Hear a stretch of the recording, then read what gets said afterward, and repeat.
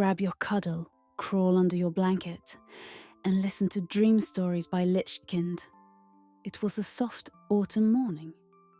Dew sparkled on the leaves, and gentle rain tapped the moss.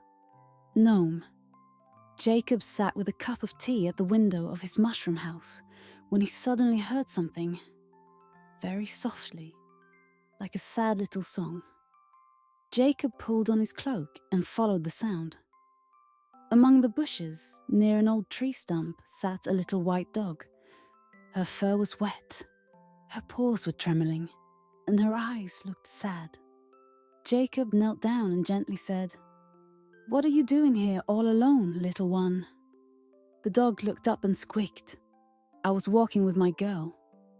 Her name is Maxime, but when I chased a butterfly, she disappeared, and now I can't find her." Her ears drooped sadly. Jacob looked at her with love. "Come with me to my house. It's warm and dry there. Then we'll make a plan together." In the cozy gnome home, the dog dried up by the fire. She drank a bowl of milk, and while enjoying it, she began to tell about Maxime, her yellow coat, the cookies in her pocket, and how she always whistled softly when she was happy. Jacob listened carefully. "We'll find her," he said with determination. "But the forest is big, so let's ask for help." He took out a wooden whistle, carved from bark. When he blew it, it sounded like a morning blackbird. Soon, an owl flew down and landed quietly on a branch. "There you are, Philo." Jacob smiled. The owl nodded.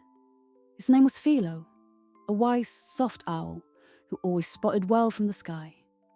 Together, they set off, Gnome Jacob in front, Bella the dog trotting beside him, and Philo flying high above. They followed muddy paw prints, watched broken twigs, and asked butterflies if they had seen a girl in a yellow coat. At the creek, they found a handkerchief. "That's hers," squeaked Bella. But the creek had flooded.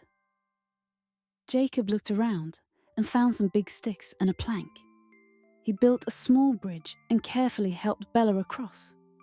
On the other side, the sun peeked through the clouds. Further on, forest mice under a big mushroom said, "Yes, we saw her. She ran crying toward the meadow." "We're close," Jacob said. They slipped over wet stones and climbed over roots. Then, through the tall grass, they saw something yellow move. "Maxime!"